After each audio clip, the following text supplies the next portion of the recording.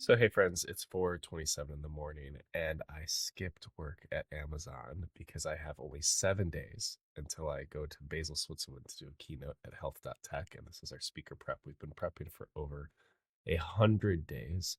I woke up at like 3:40 this morning and decided to skip work in order to focus on this. And I want to talk a little bit about the journey of working at Amazon for over 9 months of my life. And the season of kind of bittersweetness I'm in. So the reality is this job's going to end, and I am fully present in the work I do. I worked at Johnson and Johnson for a decade. I progressed minimally invasive surgical technologies. A lot of the meat of that career was in surgical robotics. I ended up directing front end innovation in Japan for 2.5 years. And there's a dedication and an all in aspect of it that when it ended was so hard for me because I had traveled the region extensively, connected with clinicians, built relationships, made promises that circumstances didn't allow me to keep, of like returning back and trying to elevate their stories. And working at Amazon has been incredibly humbling for me to extend my burn rate. I just closed a 20K client, 10K client. I have a 15 to 20K client pending. I'm also still in discussions with multiple companies, Johnson and Johnson, and Surgical, as well as Hollister, and if that might land to a full-time gig and continue to monetize my podcast. Like, there's a lot of things tracking in the right direction. Where even though we're borderline of making rent April 1st, I know the extra time I put into the keynote and the prep and also some edits I'm going to put out for Santosh Ayer and a couple other podcast content. Like if I lose $50 because I only had enough time off today to get paid for most of the day, like if I lose that $50, I'll still make rent and I could put that time towards something more valuable. Like financially, it is no longer valuable for me to be at Amazon, which is a beautiful way in entrepreneurship. But there's still strange attachments if I just made it full time there, as from being seasonal. I have great relationships there. I could technically turn on medical benefits at the end of this month, but I know my giftings are definitely in other spaces. And I'm going to use language that I don't believe in. I've made the mistake of growing attached to the work of my hands. Every day I come out here, this is my launch pad. This is launch pad 3. Back here is launch pad 4. And if you fast forward through the screen down here, you get to 2 and 1. And in the morning, I lead same day, where we have what I would describe as like Uber drivers, but for Amazon packages that pick up orders that are supposed to be delivered the same day. And I coordinate all of the traffic. In the morning, I move all the cones and record some speaker prep. And then after doing 2 waves of those deliveries from 3:15 a.m. and 6:15 a.m., I then move all the cones over here, and then I do all the truck coordination, which is awesome. So like I've worked my way up pretty much as high as I can in this facility. I'm cross trained on just about everything. Like I could run an Amazon fulfillment center if I needed to, because I'm a systems engineer and I figured it out. But every day I catch a sunrise here. Well, not every day, Thursday through Sunday.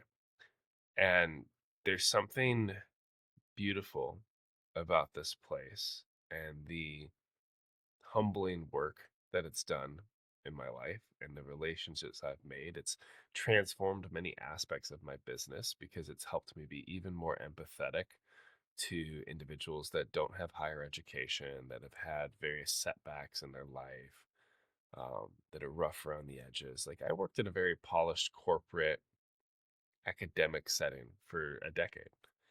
And then to land in a environment where you get paid based on the time you put in and for moving boxes and like the simplicity of it was super challenging. Like people have been there for half a decade or more, and a lot of them don't have a path towards something else, or at least they haven't found one. They'll probably have to find one when their roles are impacted by AI and physical AI and humanoid robotics and all kinds of automations that are coming to this facility. But it's bittersweet. There's a heaviness because I know this is over, yet I still feel a responsibility to go in because I get texts like I missed my shift today because I used time off, and someone's like, "So you're not coming in today?" I was like, "No, business." But it's weird because they depend on me because I'm really good at this job. Even though the majority of my LinkedIn community is like, dude, quit that job. You need to go do robots. I've had One person called me. He's from Hollister. He's fantastic. He was a bit emotional on the call, and he's like, I was almost crying. He's like, I can't watch you working at Amazon anymore. Like the talent in that place. But for me, being content, whether I'm working on the latest technology of surgical robotics or med tech, or I'm doing commercial strategy or marketing, or I'm simply showing up and being a spark of joy in this place at Amazon. Like I find deep purpose in all of it. And I know I'm in a boundary season of transition. Whatever's on the other side of Health.tech for me, I don't know. I don't know who I'm going to connect with. I don't know if it's going to drive leads into my business. I don't know if it's going to open up a door for us as a family to do a 17th relocation. There's a lot of very curious, powerful people that I'm going to be connecting with. I've already started to DM and engage people that are coming to my Hitting Zero workshop. And I just want to provide value. I want to do as well as I can at the keynote. I want to tell the story of those clinicians. I want to lift it up, even though that I'm no longer in that region right now. There's a part of me that wants to believe that we get out to Japan again in the future and that I can re-engage them. I know their names. I know what regions they're in.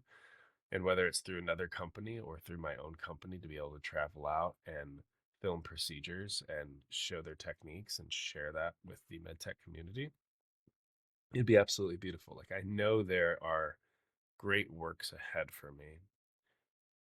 Well, at the same time, I'm trying to figure out how to say goodbye to this launch pad because there's just something particular about this space that has been refining for me in my discernment, in my character, in my resiliency, in my grit, that is special. And across all of the relocations we've done, we did 16 relocations over the last 4 years as a family. We crash landed with the in-laws in Chicago for a year, took care of my grandfather who's dying of kidney failure and multiple comorbidities. Just found out he's got bladder cancer. So there's just another wave of hard we're navigating.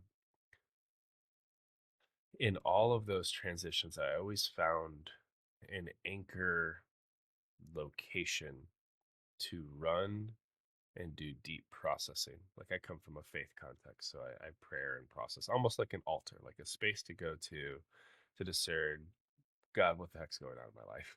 What do you have for us next, and what would you have me do? And in many ways, this place has been an altar of sorts for me. Not the entire facility. The inside, it's noisy. There's work, there's people, there's interactions. I'm not thinking that way. It's when I get out by this stop sign and I get stillness to do the cones by myself and direct people that are coming in tired, exhausted, many of which, are drivers and their cars are breaking down and we're restarting them with batteries. Like it is a hard job for people that are trying to find traction in their life and other people that just want some side hustle and they do it and they do it well. And this has been an area of deep processing for me and discernment because I thought Amazon was going to be like a 4-week gig before starting a job that I was on a rocket towards. It didn't happen. And it's been 9 months, but it's bought me time to build on a different time horizon. And I really love where my business and my impact's tracking. But I love even more like how I've been refined by this space. So all of this fits into the keynote and particularly into the workshop of hitting zero. Because I've hit zero, I used to say like 3 times in 2 countries because that sounds nice. But the reality is like my checking has dipped and tapped zero more times than I can count over the last 2 years. And then I just started to close some very curious deals where I was like, oh shit, we're fine. At least for March. Like if the people pay that said they're gonna pay, like, yeah, I gotta navigate international tax liability. Like we're a year delinquent on taxes. That's a whole nother story of risks we've taken. And we have to figure out how to get on a medical plan out of pocket if we continue this whole do-it-yourself kind of pathway. And yeah, we have creditors and other things and liabilities, like we're backed up big time. I was like, but I have to assume that if I do well with those clients, more will come. Like, but it's still hard for me to skip a day of work because I know there's people there that expect me to show up and make it easy and do it well. I had multiple people talk like they've named me Smiley, which is weird, but they're used to like the culture and the place can be very down, very dark. It's a hard job. And I just try to be kind there. And I ask people, like, are you having fun all the time? Like, is it good? Because for me, like, when I worked in surgical robotics at J&J, if we screw up, people die. Like, you make a murder bot that drags them across the table. Not ideal conditions. Here, if we screw up, somebody gets their box the next day. And we deliver smiles, is like the Amazon trademark. For me, I'm like, this is fun. This is easy. Let me just like think about other, I was gonna say more important stuff while I physically walk around for 11 hours. Like, yeah, my feet hurt and I'm tired, but I can smile through it because I know it's transitionary. For a lot of people, it's life.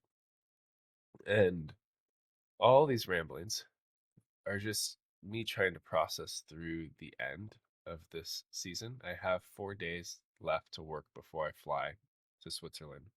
And the other thing that I'll share with you in confidence, because I haven't shared this in a post yet, but I've been thinking about it, is right on the end of same day, right around 7, no, right around 6:15, there will be a whole bunch of airplanes that start flying off from O'Hare. Chicago's airport's really close to here.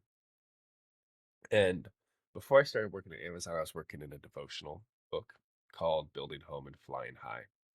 Is the idea of being able to establish roots in a given locality while still reaching whatever it is that God has for you in your vocation and your gifting and your passion. And for me, I haven't been on a flight since crashing out. There's one flight for an interview for a job that didn't work out. But other than that, like I used to fly and get on Shinkansens, bullet trains, and like I was moving on behalf of innovation globally. And that got stripped away when we hit zero until I started building a business and finding out how to elevate the voices of different clinicians. Like I'm about to be on my first flight March 1st after almost 2 years. The last flight was a failure plane to Chicago. That's to give this keynote and to do a workshop on hitting zero. And then just a few weeks later, I can't disclose this yet because we haven't cut the invoice. I'll be on a flight to California to have an incredible conversation with an incredible innovator in surgical robotics. And he's paying for it, and he's like paying for my meals. And he's a wonderful entrepreneur, and I'm just so excited for that. And then 2 weeks after that, I will be. Can I disclose this? This one's not. This one's not signed yet. Damn, I want to disclose this one. And after that, I'll be at Sages. Okay, we'll just say I'll be at Sages. I'll be doing some really cool stuff with clinicians, something I'm deeply humbled about, very excited about. It's this idea of like establishing roots in Chicago, caring for my grandfather, being proximal to family there, while also flying high. And the season of refinement that came from this launch pad and how that's built my character has allowed and enabled me to attract opportunities that allow me to keep my family based and steady here and get me moving. And then downstream, there is something global again for us. We're trying to figure out timing with my grandfather. We don't know what the future looks like. My wife's open to Europe, which is new. I would mention Japan. I have a conversation with a Japanese medtech headhunter on Wednesday. That's crazy to think about, of literally being restored and boomeranged right back to where we were through a different corporate doing something crazy. So we'll see. I don't know. But this launch pad, this space, these cones will forever be a character anchor for me, part of my origin state or origin story as an entrepreneur that I never anticipated. I thought a messy exit from Johnson and Johnson was my origin state. That was just the start, origin story. Like that was just the start of it. Something really interesting happened here. So, friends, appreciate you. Thank you for navigating attachment and detachment with me. Everyone else is like, just quit that job. And I was like, it's complicated. There's great people. There's great people. And luckily, I get to take about 8 of them with me into my own ventures. I've already started onboarding a team, which is cool. So, creating opportunities for the good folks that work hard, that are creative and smart, and helping them adapt to a different context. I'm really excited to help them realize what they can build entrepreneurially when they're not just getting $22 per hour for doing the same thing. It's going to be fun. So, anyway, here's some confetti. We're almost there. See you in Switzerland. If you want to connect with me, there'll be an affiliate link. If I get, I think at this point, if I get 4 more people to use the link, I get a pretty substantial payout for my business, like 5 grand. So, still remaining hopeful that somebody wants to fly out and spend some time with me, and hopefully others in this startup craziness. But I got to go. I'm going to get working before my kids wake up. All right. Keep changing the world.